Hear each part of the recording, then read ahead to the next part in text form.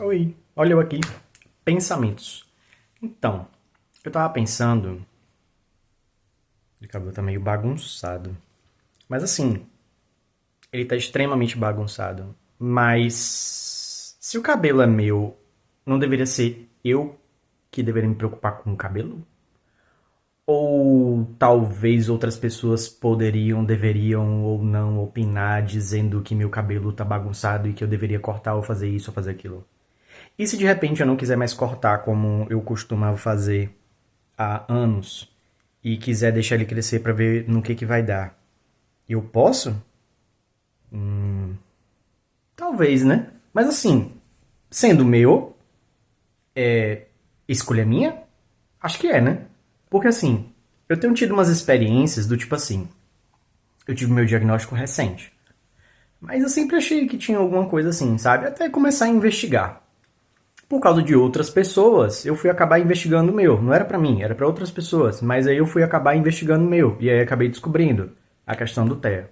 Mas eu sempre me vi diferente, sabe? Tipo, como se eu tivesse uma forma de pensar diferente das outras pessoas e parecia que eu não fazia parte daquilo. Era mais ou menos assim. E aí eu tive a experiência de começar a comunicar a algumas pessoas a respeito disso.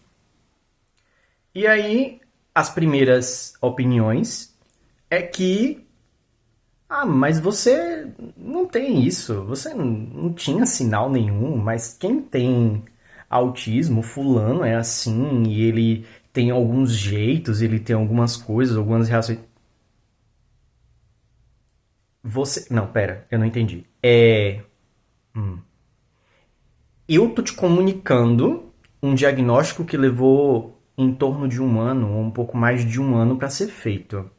Que passou pelo psiquiatra, pelo psicólogo, pelo neurologista, pelo neuropsicólogo, dois neuropsicólogos e três psiquiatras e um neurologista. E eu finalmente descobri algo ou um motivo pelo qual eu me sinto completamente deslocado do mundo. Mas você não concorda? Pera, é uma comunicação. Tipo, eu te falo, você escuta e você não julga, porque é só uma comunicação. Não é como se,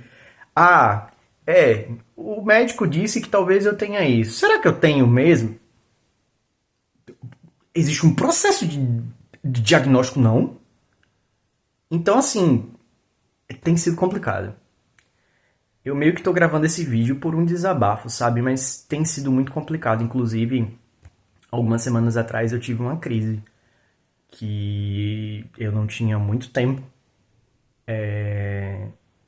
E foi muito complicado, justamente por causa dessa situação, porque é muita negativa em cima de algo que pela primeira vez na sua vida começa a fazer sentido. Não sei se vocês conseguem entender isso, sabe? É como se você passasse sua vida inteira manco, mas nunca tivesse a visão de si próprio de que você tem aquela deficiência. Perdão pela palavra manco. Não deveria ter usado, não ficou legal. Mas eu não sei editar vídeo, então eu vou continuar. Me perdoe. É deficiente.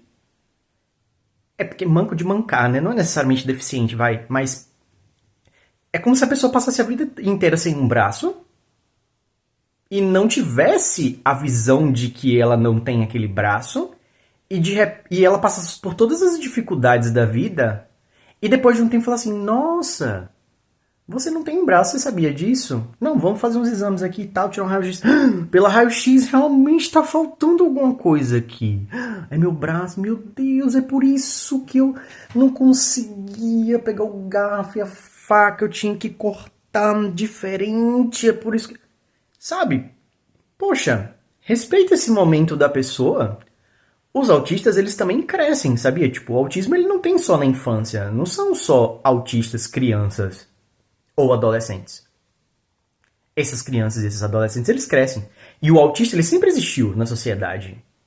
Só que a gente, né, relevava muita coisa. Pessoas que eram muito turronas, muito teimosas, que não gostavam de mudanças e tantos outros sintomas, porque não é só a questão da rigidez cognitiva, tem várias outras questões envolvidas no autismo. E o autista, ele não necessariamente tem que ter deficiência intelectual. E se não tiver deficiência intelectual, não é autista? Não, pera. Já quebraram até a questão dos níveis, né? Mas tem o espectro. E dentro do espectro, existem comorbidades. Algumas comorbidades elas podem ser revertidas, outras comorbidades não podem ser revertidas, né? Eu não sei se depressão seria uma comorbidade, é uma consequência. Pode ser revertido, talvez, mas a questão do funcionamento cerebral faz com que a pessoa acabe voltando a determinadas tendências. E aí entra a questão da terapia, a importância da terapia para você não ficar voltando em ciclos de depressão, em ciclos de ansiedade, assim vai. Mas assim, a pessoa não deixa de ser porque ela cresceu, sabe? Então a gente tem que parar um pouco de tentar dizer. Tem que parar de forçar a fazer com que as pessoas enxerguem o que nós enxergamos delas e não o que elas são de verdade. Parece meio filosófico isso, mas a gente tem que parar de tentar fazer com que tentar fazer as pessoas se tornarem a máscara que ela veste para sobreviver. Nós vestimos máscaras para sobreviver a determinados lugares, determinadas etapas da nossa vida, mas aquilo não é a gente, sabe? A nossa mente ela é muito mais. Entendeu? Mas a gente sabe que não é normal estar com a mente o tempo todo na frente das pessoas. Então a gente veste máscaras pra se camuflar no meio do. Sabe? No meio da paisagem que a gente tem que caminhar na nossa vida. Então, não julga, velho. Tipo, nossa, o que eu posso fazer por você? Se você não quiser ajudar, então você fala, poxa, pô, é assim mesmo e tal. Mas não julga. Não julga. Ah, eu não acho que você tem. Você não tem que achar nada do médico que disse. E eu que sei que faz sentido. Senão eu mesmo teria dito. Entendeu? E tem umas questões que nem sempre o autista ele demonstra com totalidade na infância. Teve um cara chamado Asperger, que inclusive não se pode mais usar essa nomenclatura dentro do diagnóstico, porque Asperger era nazista. E Asperger selecionava as crianças que possuíam deficiências ou que possuíam comportamentos anormais, e ele separava as que podiam ser úteis das que não podiam ser úteis. E aí ele descobriu, no meio desses estudos, porque ele também era médico, se eu não me engano, que existiam crianças que tinham comportamentos de adultos, que pareciam adultos, porque eles imitavam muito as responsabilidades do adulto, sabe? Eram um pouco frias, um pouco distantes. Tinha a questão do autismo, colocar as coisinhas em ordem e tal. Mas elas conseguiam seguir ordens sem ficar questionando, sabe? Conseguia executar tarefas. Não existe uma deficiência intelectual envolvida, digamos assim.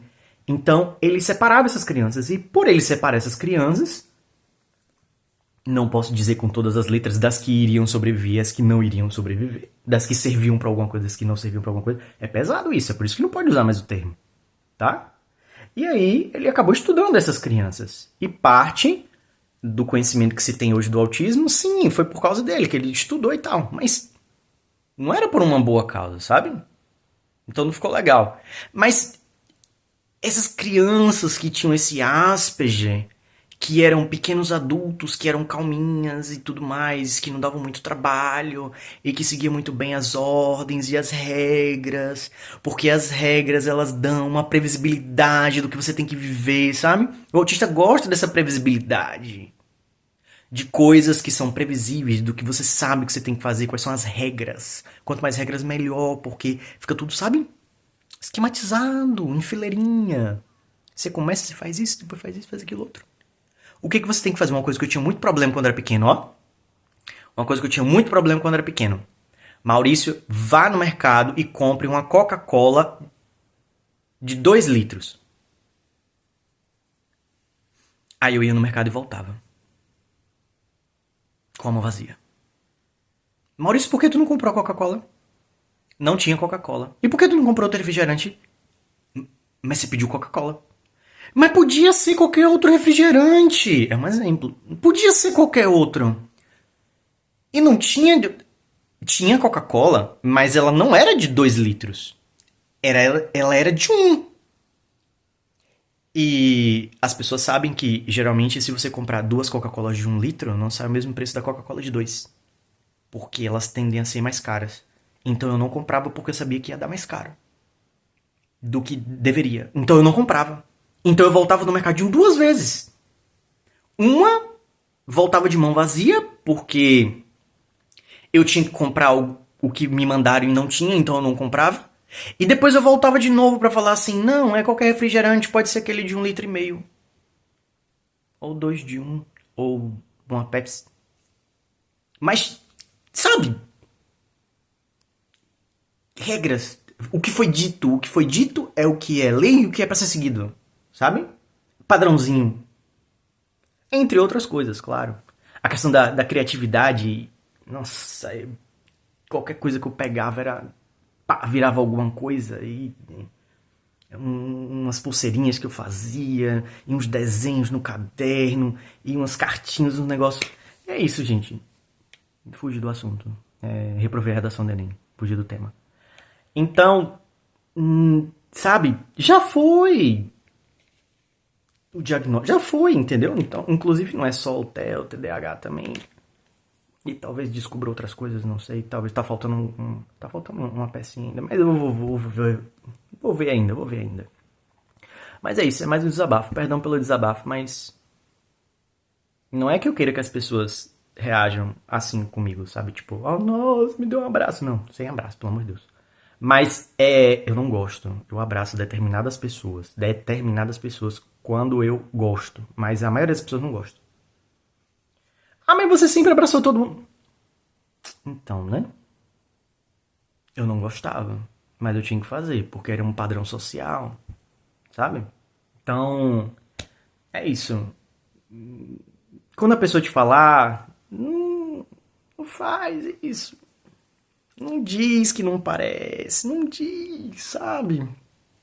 Porque é um processo muito doloroso, sabe?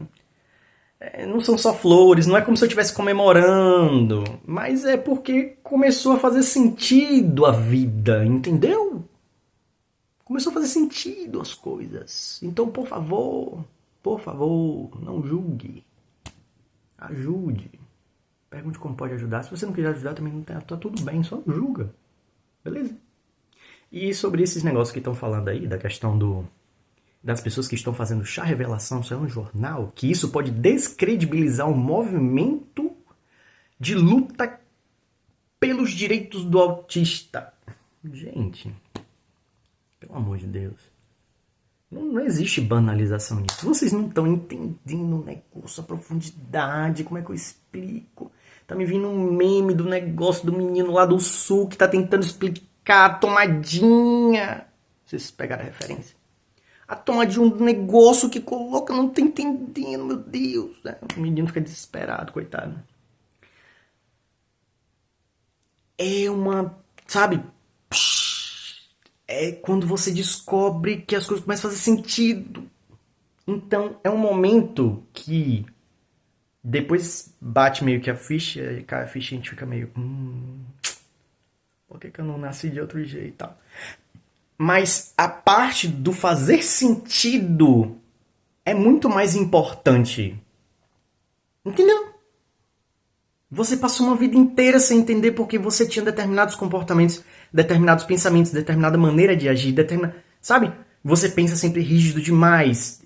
Em certos momentos você acaba sendo rígido demais, em outros momentos você acaba sendo o que as pessoas chamam de grosso. Eu nunca entendi. As pessoas viviam me chamando de uns anos pra cá, falando que eu tenho umas atitudes, um modo de falar mais grosso, sabe? Tipo, mais rígido. E eu não noto isso, mas as pessoas falam. E aí eu tento me policiar. Mas, então, é isso. Vai desculpando o vídeo longo, é um desabafo. Me perdoe pelo desabafo, me perdoe pelo vídeo longo. Mas é isso. Obrigado. Se alguém assistiu até aqui. Obrigado. Valeu. Sem julgamento, tá? Sem julgamento. Se você não pode fazer nada, então você pergunta o que você. Você vai embora. Esquece. Mas não julga. Entendeu?